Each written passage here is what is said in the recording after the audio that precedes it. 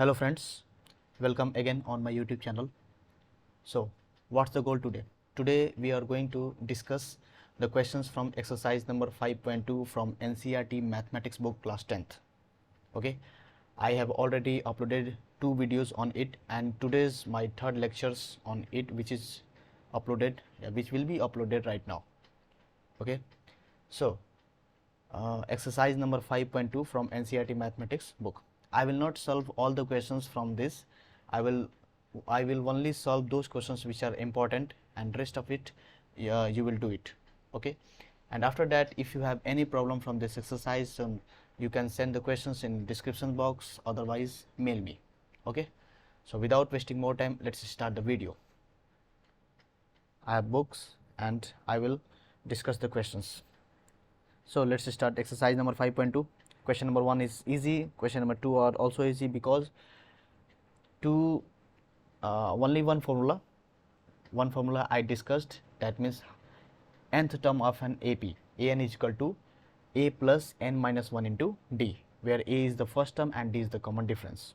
Okay, start the questions. Let us take one question from this exercise, question number 4, which is important. Okay, exercise number 5.2, write in the side exercise 5.2 NCERT mathematics book class 10th. ठीक है, तो exercise 5.2 का question number 4 क्या है? Which term of the AP is 78? कौन सा term जो है वो 78 होगा? ठीक है, तो हम सबसे पहले AP को लिख लेते हैं 3, 8, 13, 18, उसके बाद डॉट डॉट डॉट डॉट करके दिया हुआ है 78. तो ठीक है, क्वेश्चन हमको पता है, तो ए की वैल्यू हमको दिख रही है क्या? 3 है. डी का वैल्यू पता करना है, तो इसमें से इसको सेपरेट कर देंगे, देख लेंगे कि कौन सा कांस्टेंट नंबर इसमें ऐड किया गया है कि एपी हमको मिलता जा रहा है. तो 8 minus 3 5, 13 minus 8 equal to 5, 18 minus 13 equal to 5, तो will obtain d equal to 5. Okay, so write here the formula. A n का फार्मूला क्या होता है? A n is equal to a plus n minus 1 into d. Okay, so a n यहाँ पे A N किसका काम करेगा? मतलब 78 पूछा है कि कौन सा टर्म 78 होगा, तो ए एन की जगह पर हम क्या रखेंगे? 78 इज इक्वल टू ए की वैल्यू हो गई 3 प्लस एन के वैल्यू नहीं पता है, N minus 1 into D. D का वैल्यू कितना है? 5. यहाँ से कैलकुलेट करेंगे 78 is equal to 3 plus N को मल्टीप्लाई कर दीजिए 5 से, ये जगह 5n, और फिर 1 को मल्टीप्लाई कीजिए 5 से, साइन माइनस कराएगा 5n minus 5. So 78 is equal to 3 minus 5 हो जाएगा -2 प्लस 5 एन, ये -2 इधर आएगा तो ऐड हो जाएगा, यानी कि 80 इज इक्वल टू 5n. तो यहाँ से n की वैल्यू आ जाएगी 16. पता है ना, ये मल्टीप्लाई में है दोनों, तो इधर 5 जाएगा तो डिवाइड में हो जाएगा, तो n की वैल्यू आ गई 16. यानी कि इस AP का 16वां जो टर्म होगा, 16 टर्म जो होगा वो होगा आपका 78. Okay, so that is the easy question number 4. Next, now let's take the question number 5 is also easy because this what has been asked, find the number of terms. You have to find the number of terms. The formula is given, right? So you can use the formula and find the question, find the solution of this question. Let's just take another question. Check whether -150 is the term of the AP. Check करना है कि -150 इस AP का term होगा कि नहीं. कौन कौन सा AP दिया हुआ है? 11, 8, 5 और 2. ठीक है, तो 11, 8, 5 और 2.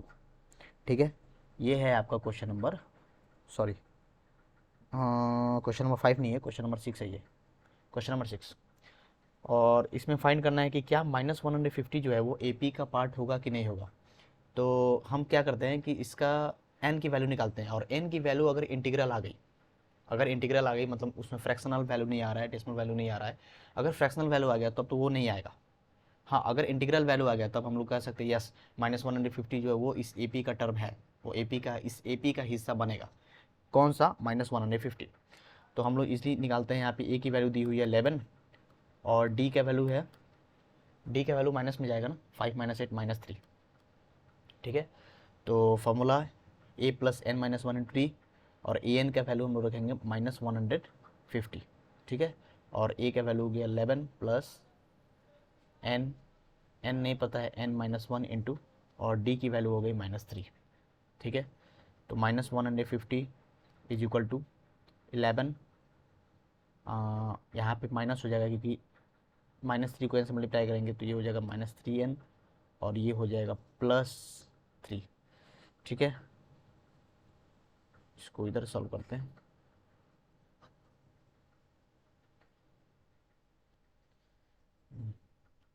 तो ये हो गया -150 प्लस, अब ये कितना हो जाएगा, 11 और 3 ऐड कर देंगे 14, 14 माइनस 3n। अब ये 14 को इधर ला के सेपरेट कर दीजिए, तो -150 minus 14 is equal to -3n। ये कितना हो जाएगा, -164, right, is equal to -3n। ये तो माइनस माइनस कैंसिल हो गया, तो n की वैल्यू हो जाएगी 164/3। कटेगा क्या, 6 4 10 और 1, 6 4 10 और 1 11, यानी कि इसको ऐड करने पर आपको पता ही है 3 का डिविजिबिलिटी रूल क्या होता है कि जो भी नंबर दिया हुआ उसमें जितने भी सारे डिजिट्स हैं सारे डिजिट्स को आप ऐड कर दीजिए, और यदि ऐड करने के बाद हमको ऐसा नंबर मिलता है, यदि वो 3 का मल्टीपल है तो कट जाएगा, और नहीं है तो वो नंबर 3 से डिविजिबल नहीं होगा। तो 164 है, इसको हम ऐड कर देते हैं, 1 + 6 + 4, तो कितना हो गया, 6 4 10 और 1 11, और 11 तो 3 के टेबल में आता ही नहीं है, that means it is not divisible by 3. So we will obtain a number 164/3, which is not an integral number. So that's why -150 is not a part of this AP. That means it is not a term of this AP. Okay. So that will be the right answer. चलिए next question number 7 ले लेते हैं। Question number 7 जो है वो भी अच्छा question है। Question number 7 is what? Find the 31st term of an AP whose 11th term is 38 and the 16th term is 73. 11th term जो दिया हुआ है वो 38 दिया हुआ है। ठीक है, पहले लिख लेते हैं कि 11th term जो दिया हुआ है वो दिया है 38। ठीक है, और 16th term जो दिया हुआ है, 16th term जो दिया हुआ है वो दिया है 73। ठीक है, we will have to find the 31st term. So what will be the 31st term? I have to find 31st term निकालना है।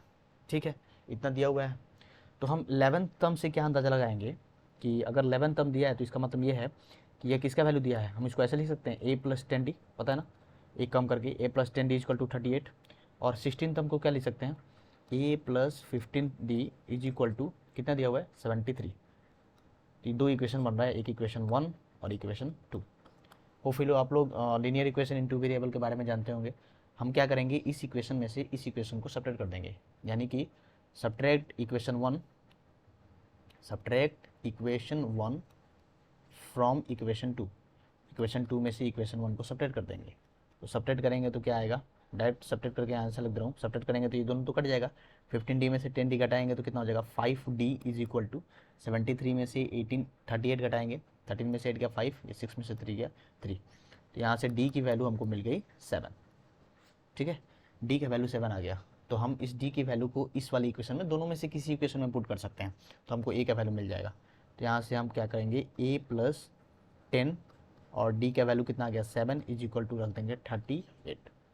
ठीक है, तो यहाँ से a की वैल्यू निकल जाएगी, a + 70 इज इक्वल टू 38, तो a की वैल्यू आ गई 38 में से 70, मतलब सब्ट्रैक्ट माइनस में आएगा, 10 में से 8 गया 2, 6 में से 3 गया 3। ठीक है, इसकी वैल्यू आ गई -32, तो a की वैल्यू आ गई -32 और d का वैल्यू आ गया 7। अब हमको a और d मिल गया, तब तो आसान हो गया, हम यहाँ से इजली 31th टर्म निकाल सकते हैं। ठीक है, हम लोग 31th टर्म निकाल सकते हैं।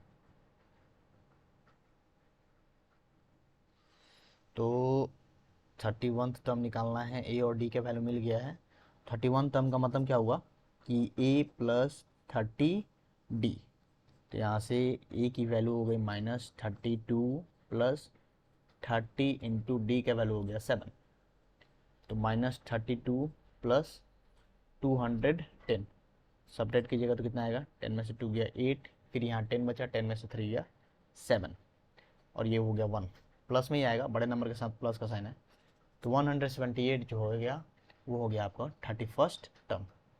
Okay, that is the answer. Hopefully you understand.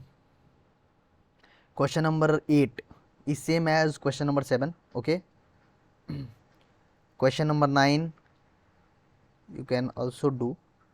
If the third and the ninth term of an AP are 4 and -8 respectively, which term of this AP is 0?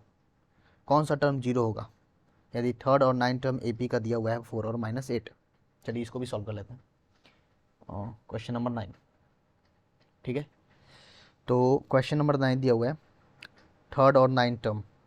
Third और नाइन्थ टर्म यहाँ पर हम लिख लेते हैं, यानी कि थर्ड टर्म जो दिया हुआ है AP का, थर्ड टर्म जो दिया हुआ है, थर्ड टर्म दिया हुआ है आपका 4, थर्ड टर्म दिया हुआ है 4, और नाइन्थ टर्म जो दिया हुआ है, नाइन्थ टर्म दिया हुआ है -8। नाइन्थ टर्म जो दिया हुआ है वो है आपका -8। थर्ड टर्म दिया है 4 और नाइन्थ टर्म दिया है -8। पूछा गया है कि, सवाल पूछा है कि कौन सा टर्म, कौन सा इस AP का टर्म जो है वो 0 होगा, ठीक है। तो सबसे पहले तो A और D फाइंड करना पड़ेगा। तो थर्ड टर्म के लिए हम लोग ये लिख सकते हैं A + 2D = 4। वही चीज़ नाइन टर्म के लिए हम लोग लिख देंगे A + 8D = -8। दो इक्वेशन बना, इक्वेशन नंबर 1 और इक्वेशन नंबर 2। सेम चीज़ हम सेपरेट कर देंगे, किसमें से, इसमें से इसको सेपरेट करेंगे, ठीक है। तो ये तो कट जाएगा, ये हो जाएगा 6D = इसमें से इसको सेपरेट करेंगे तो कितना आएगा -8 -4, तो ऐड हो गया, ये हो गया -12, ठीक है। तो D की वैल्यू आ गई -2। अब D का वैल्यू -2 आ गया तो A का वैल्यू कितना हो जाएगा, तो यहाँ पे रख देते हैं A + 2 × -2 = 4। ये हो जाएगा A प्लस कितना हो गया -4, -4 = 4। तो A की वैल्यू, D का वैल्यू -2 है ना, हाँ सही है। तो A + 2D, 2 × D के जगह पर हमने -2 रख दिया, सही है, -4। तो A की वैल्यू आ गई यहाँ से 4 + 4, क्योंकि प्लस माइनस तो माइनस हो जाएगा, 4 + 4, A की वैल्यू आ गई 8 और D का वैल्यू आ गया -2। अब पूछा है कि कौन सा टर्म जो है वो 0 होगा, कौन सा टर्म 0 होगा। तो आइए हम लोग वही फॉर्मूला रखते हैं, an = A + n-1 × D। तब an की जगह पर हम लोग 0 रखेंगे, A का वैल्यू आ गया 8 + n-1 और D के जगह पर रखेंगे -2, ठीक। यहाँ से सॉल्व कीजिए।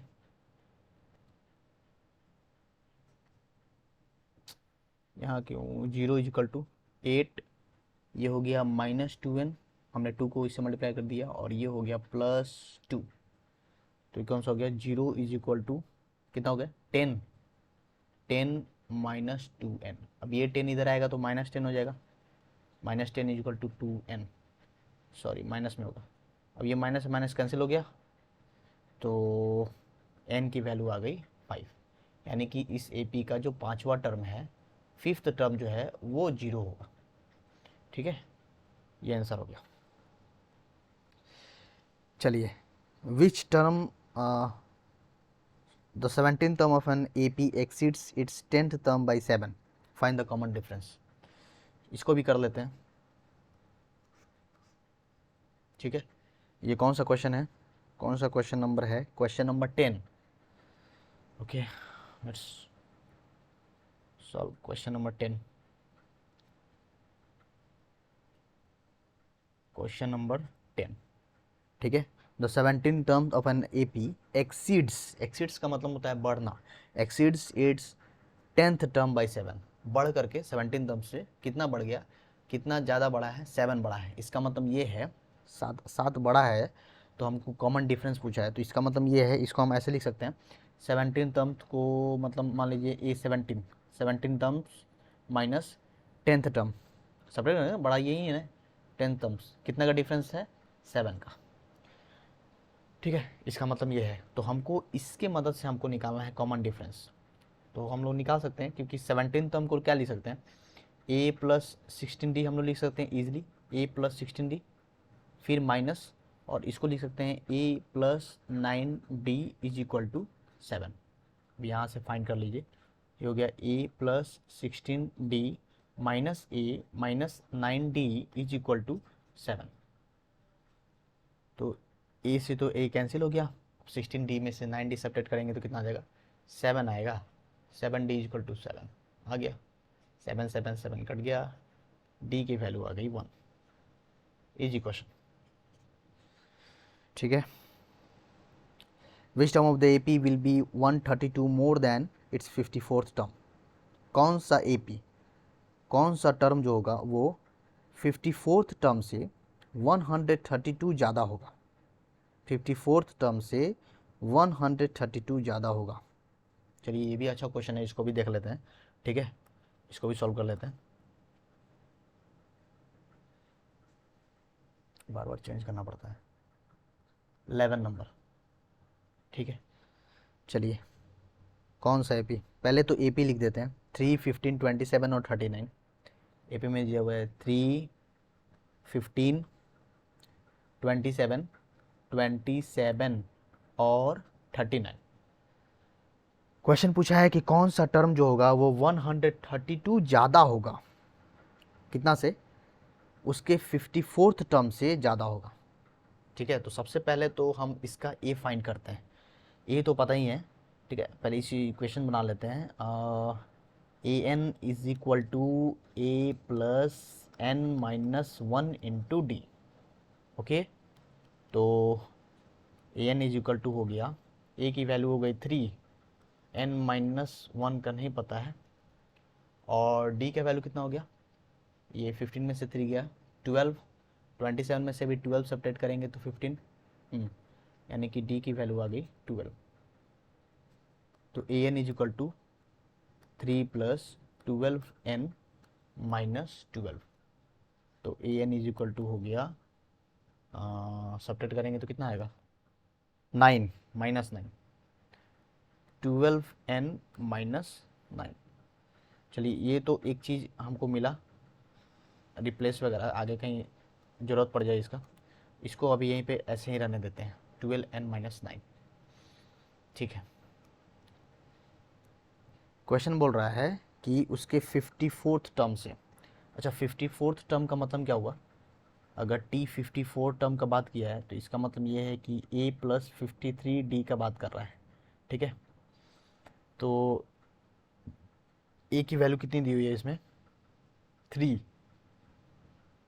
ए का वैल्यू है 3 प्लस 53 इंटू डी कितना दिया हुआ है, डी है 12, ठीक है। तो ये कितना हो जाएगा, 53 इंटू डी, हम लोग यहाँ पे 53 को 12 से मल्टीप्लाई करते हैं, कितना हो जाएगा, ये हो गया 106, होगा 3 636, और 636 में 3 और ऐड कर दें तो ये हो जाएगा 639, ये इसका 54 टर्म हो गया। तो कौन सा टर्म जो होगा वो 639 से 132 ज़्यादा होगा, कौन सा टर्म, कौन सा टर्म। तो इसके लिए मैं क्या करूँगा, हमारे पास इक्वेशन ऊपर पड़ा हुआ है 12n माइनस 9, यानी कि अगर ए एन की बात करें हमको ये चाहिए, कौन सा, 54 टर्म में कितना ज़्यादा आना चाहिए, 132, राइट, 132 ज़्यादा होना चाहिए।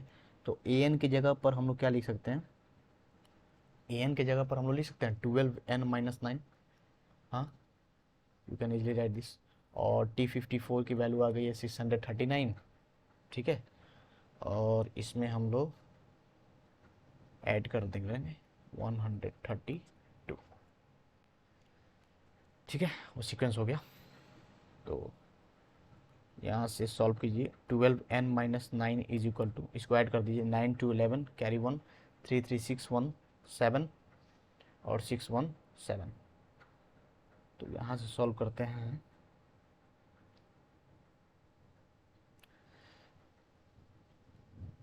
नाइन टू 11 कैरी 1 3 3 6 1 7 6 1 7, ठीक है। 12n माइनस 9, तब यहाँ से हो जाएगा 12n इज इक्वल टू 771 में 9 जोड़ दीजिए, कितना हो गया 780, हाँ ठीक है। तो यहाँ से n की वैल्यू आ जाएगी 780/12, कितना आएगा 12 6 जा 72 कट जाएगा, 12 6 जा 72, 8 में से 2 गया 6 5, यानी कि n की वैल्यू आ रही है 65, यानी कि 65 टर्म जो होगा AP का वो जो है इतना ज़्यादा होगा, क्योंकि 54वां टर्म आपका 639 आ रहा है, ठीक है। यानी कि 65 टर्म जो होगा वो आया जो AP है आपका 639, वो 54 टर्म से 132 ज़्यादा होगा। अच्छा, हमको चेक करना हो कि आंसर सही है या नहीं, तो हम क्या करते हैं 65 टर्म निकाल लेते हैं, ठीक है। मतलब 65वां टर्म निकाल लेते हैं इससे, 65 टर्म, 65 टर्म निकाल लेते हैं। 65 टर्म कैसे निकलेगा,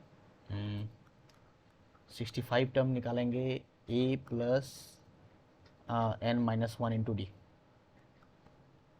यानी कि 65 टर्म निकालने के लिए A प्लस 64D, राइट। और A की वैल्यू क्या थी, 3 था, 3 plus 64 multiply by 12। Let me check first what is the value of A, या 3, और D की वैल्यू 12 है, ठीक है।